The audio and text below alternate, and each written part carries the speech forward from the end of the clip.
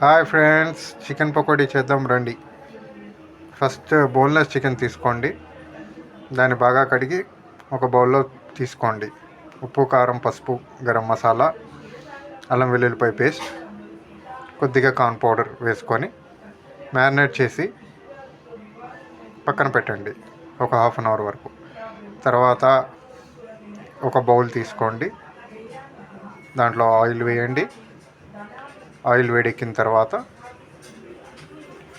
ఈ మ్యారినేట్ అయిన chicken pieces వేసి గోల్డెన్ బ్రౌన్ వచ్చేంత వరకు బాగా ఫ్రై చేసుకోండి. దాంట్లో కొద్ది కరివేపాకు వేయండి, పచ్చిమిర్చి కూడా వేయండి. Yummy tasty chicken pakodi ready friends. Please like, comment, share, subscribe friends. Bye friends.